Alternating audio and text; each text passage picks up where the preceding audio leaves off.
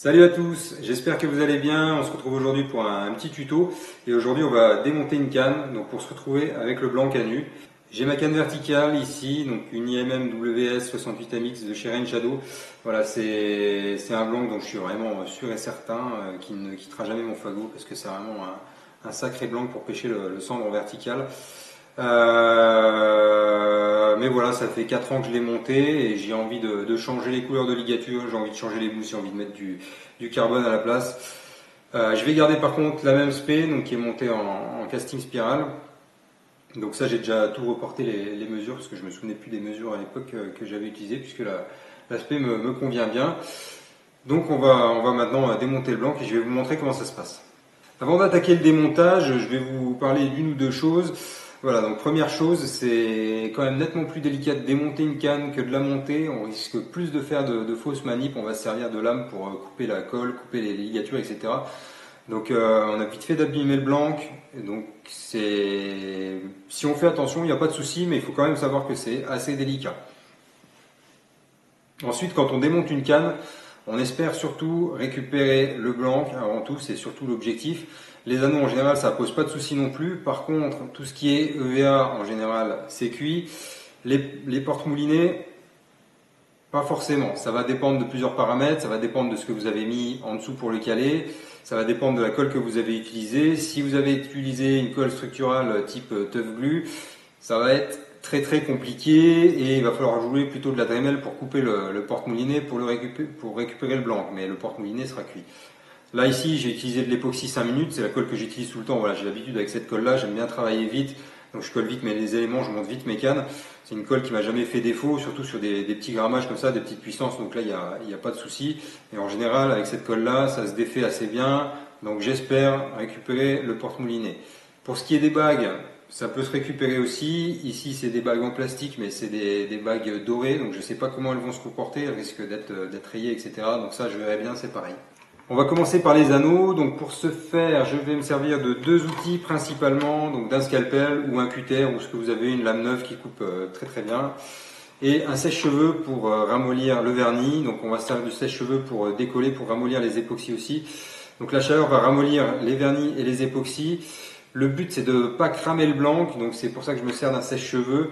On peut se servir aussi d'un décapeur thermique, mais il faut y aller mollo pour vraiment éviter de trop chauffer. Le chalumeau on oublie bien sûr. Et voilà, pour moi le sèche-cheveux c'est le mieux. On va commencer par le démontage d'un anneau, donc je vais simplement venir chauffer le vernis en tournant mon blanc comme ça avec un sèche-cheveux.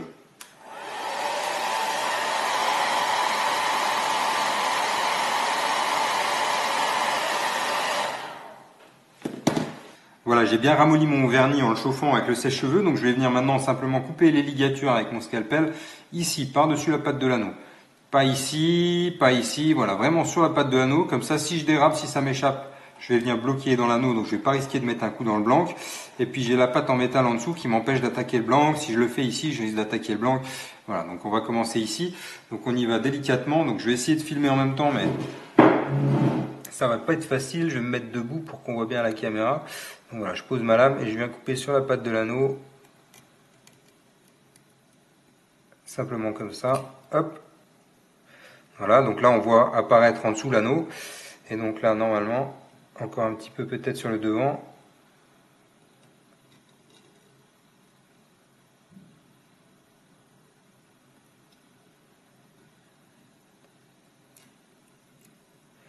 Voilà, donc on doit obtenir ceci. Et là mon anneau, hop, voilà, il vient tout seul. Voilà, aussi simple que ça. Ensuite là on vient simplement, voilà, je me sers d'une pince à épiler, mais on vient simplement attraper les ligatures comme ceci et on tire dessus. Ça vient tout seul. Si ça résiste un petit peu, on met un petit coup de sèche-cheveux.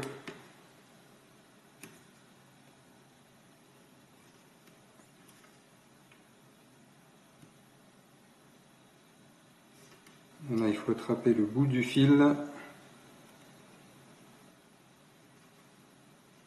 Voilà. Et simplement maintenant, on va venir dérouler tout le reste en tournant le blanc, simplement comme ça.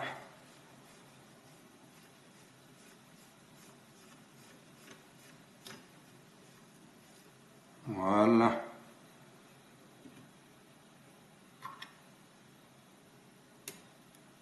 On voit qu'il reste quelques traces de vernis ici, le début des ligatures et souvent sous la pâte aussi. Donc ces traces de vernis, on va devoir les gratter donc avec le dos d'une lame, donc ainsi, pour le faire partir. Le problème, c'est que quand on a un blanc ici qui est peint comme le 68 MX, on va forcément abîmer la peinture du blanc. Donc ce que vous faites, soit vous remontez les anneaux exactement sur les mêmes endroits où vous aurez peut-être abîmé un peu la peinture du blanc en enlevant les restes de traces de vernis, soit vous poncez tout le blanc. Pour moi, c'est la deuxième solution, la meilleure. En plus, vous allez laisser complètement s'exprimer votre blanc qui sera pas étouffé entre guillemets par une peinture ou un vernis. C'est là qu'il va s'exprimer pleinement et vous allez gagner quelques grammes encore en plus au niveau du blanc, mais ça, on le verra après. Pour l'anneau de sillon, c'est le même principe, sauf qu'ici, j'ai pas de pâte dessus. Donc il va falloir y aller vraiment très délicatement pour couper la ligature, pour pas abîmer le blanc.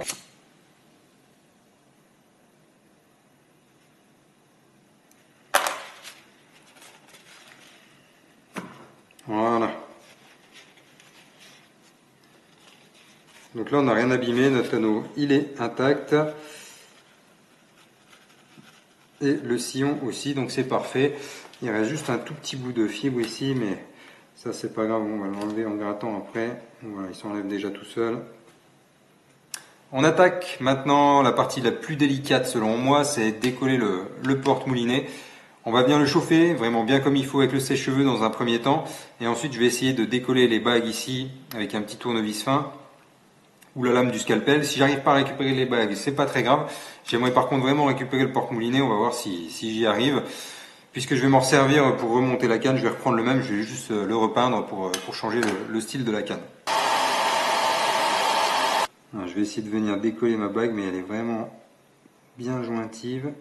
Alors, ça va tout seul, donc là en glissant vraiment la lame le long, donc sans déraper. Voilà, magnifique ça. Là, je suis content, c'est venu tout seul. Voilà une bague comme neuve qu'on pourra réutiliser.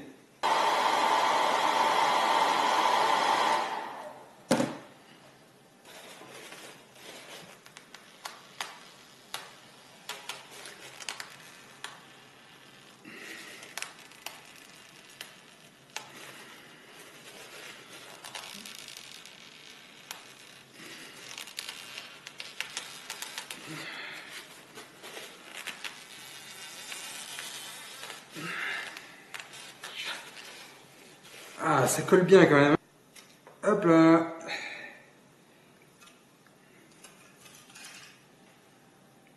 Voilà, faudra plus que... Il n'y a plus qu'à nettoyer la pièce et puis elle sera comme neuve. Une fois repeinte, ça sera nickel. Donc là, le chim, il suffit de le gratter, hein, ça s'effrite tout seul. Donc on va le gratter pour pouvoir accéder à la partie là et enlever la partie là. J'ai enlevé la partie arrière sans trop de soucis. Et en fait, je me souvenais plus, mais j'avais mis du scotch. Donc j'avais mis un chim devant et j'avais mis du scotch derrière.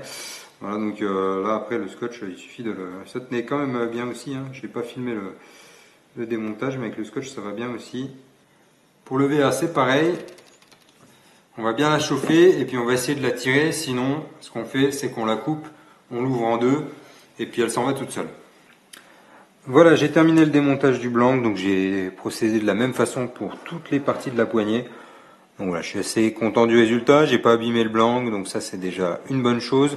J'ai récupéré quasiment tout, alors il y a juste les bagues en alu, c'était pas les mêmes en fait, ici c'est des Fuji WCS et j'ai dit une connerie, elles sont en métal. Et ici j'avais des autres bagues, alors je ne connais plus la référence, mais j'ai pas réussi à les décoller ni l'une ni l'autre. Celles-là elles étaient au niveau du split grip, donc il y en a une j'ai dû forcer avec une pince multiprise, donc je l'ai complètement foiré, et l'autre j'ai même pas réussi, j'ai dû la découper. Voilà, bon ça arrive, hein, c'est les bagues en alu, quand elles sont collées, elles sont collées. Et puis voilà, hein, pour le reste, tout ça, ça va se remonter sur la canne. Il faudra juste que je recommande des bagues. Alors je sais pas si je ferai en noir ou je recommanderai quelques bagues dorées. Et puis maintenant, il va rester juste à poncer le blanc, donc je vous montre ça demain parce que là, il est 2 heures et je vais me pioter. Allez, à demain! Avant de commencer le ponçage en lui-même, je vais peser le blanc par curiosité. Voilà. Donc on est sur 49-50 grammes. Et puis on le pèsera une fois poncé, on verra combien on a gagné en enlevant la peinture. Avant le ponçage, on va enlever donc tous les excès de vernis là qui traînent sur le blanc au niveau des pattes des anneaux. Donc surtout en dessous de la pâte et puis sur le devant de la pâte, il y a toujours des dépôts de vernis qui restent. Donc pour ça, je vais chauffer avec le sèche-cheveux et ensuite je vais gratter avec le dos d'une lame de scie à métal comme ça pour enlever le vernis. Alors une dos de lame de cutter ou ce que vous voulez du moment que les angles sont assez acérés. Il y en a qui utilisent même la lame du cutter.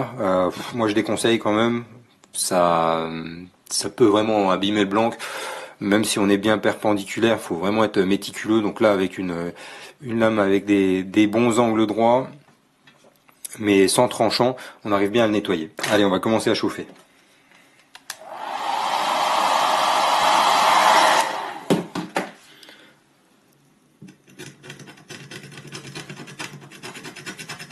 Vous voyez, ça part tout seul. Je sais pas si on le voit bien. J'essaye de filmer sans mettre les mains devant. On arrive vraiment à enlever le vernis une fois que c'est bien chaud.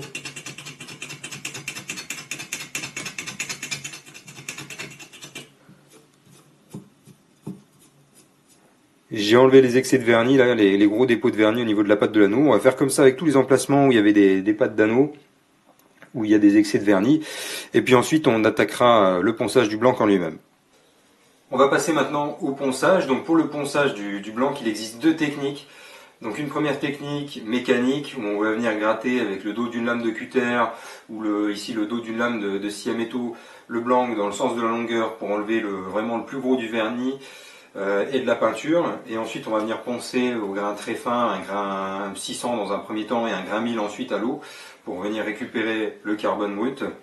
Et il existe une deuxième technique qui est plus chimique où on va venir gratter avec un tampon-jex et de l'acétone le vernis et la peinture. Alors l'acétone elle va attaquer le vernis et la peinture, elle attaque pas le blanc parce que le blanc c'est des résines qui sont cuites en fin de compte quand le carbone est assemblé.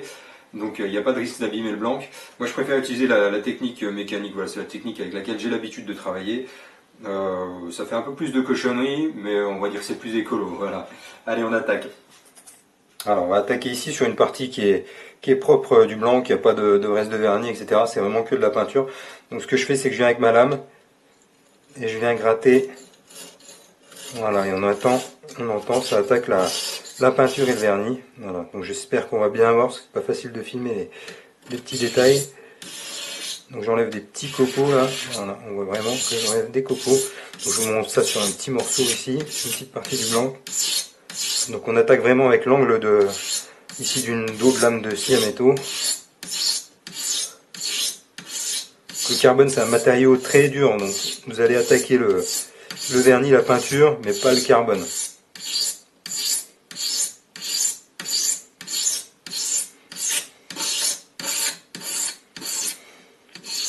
Donc on y va progressivement, on tourne dans le blanc.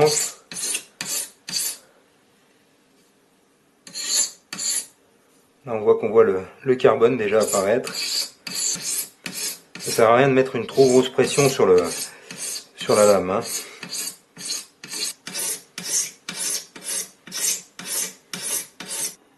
Je vous montre le résultat. Donc voilà, ici on a encore le vernis d'origine. Bon, le blanc qui est vraiment dégueulasse. Hein. Je ne l'ai pas lavé depuis un moment. Ici c'est un petit peu gratté. Et ici c'est la partie où j'ai vraiment insisté. Donc on voit les fibres de carbone en dessous qui apparaissent. Bon, elles apparaissent là largement parce que j'ai presque tout enlevé. Et on voit juste les traits donc qui sont perpendiculaires, qui sont parallèles au blanc là. Tous ces petites stries là, c'est un peu des restes de peinture qu'on va avoir tout seul ensuite en ponçant. Donc maintenant l'objectif c'est de faire ça sur toute la longueur du blanc. Donc là j'ai travaillé sur un petit morceau pour vous montrer, mais quand vous le faites, vous travaillez vraiment sur 30-40 cm de long et vous avancez sur la longueur du blanc, donc ça va nettement plus vite. Hein. J'ai fini de gratter le blanc avec la lame, donc on voit encore des traits là avec les reflets, je ne sais pas si on va bien les voir. Il y a le soleil qui vient d'apparaître, qui veut bien apparaître. Donc ça c'est des restes de peinture un petit peu, qu'on va enlever maintenant au papier de verre. Au niveau du butt, j'ai fait une petite connerie, une toute petite connerie. Ici, j'ai enlevé un petit bout de carbone, donc j'ai dépassé avec la lame de scie, puis quand je suis revenu, j'ai arraché un bout de carbone.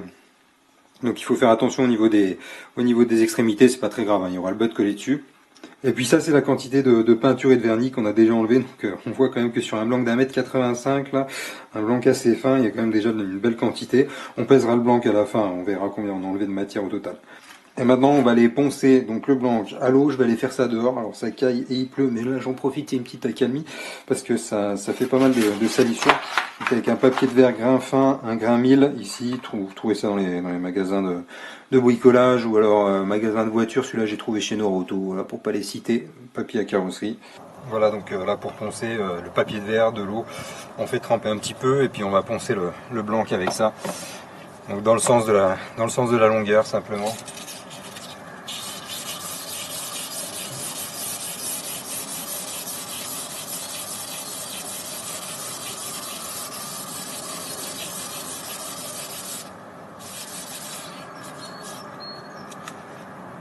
Voilà, on voit qu'on enlève un petit peu de reste de peinture.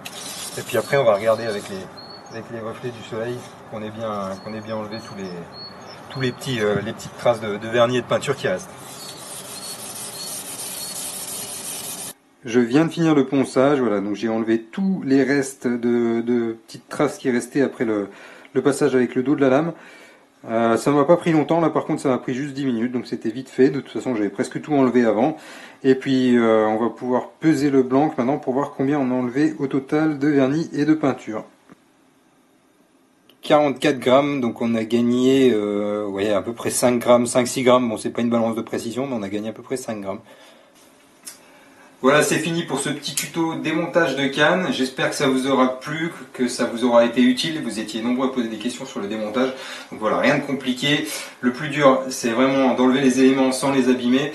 Ça demande un peu d'huile de coude. Pour le ponçage de la peinture, du vernis, en soi, il n'y a rien de compliqué. Ça prend un peu de temps. Voilà, là, il m'a fallu 1h20 pour tout poncer ce blanc. Pour enlever au final 5 grammes, ce qui paraît pas grand chose, mais au final, c'est 10% du poids de la canne. Et c'est vraiment énorme puisque le vernis, la peinture sur un blanc ou sur une canne, ça ne sert à rien. C'est juste purement esthétique et c'est autant de poids qui empêche le blanc de bien travailler. Donc là, 10%, c'est vraiment pas mal quand même. Donc voilà, il n'y a plus qu'à remonter ce blanc et je pense que je vais encore m'amuser de nombreuses années avec, parce que c'est quand même un sacré blanc, le 68 AMX de chez Rain Shadow. Voilà, je vous dis à la prochaine. Allez, salut!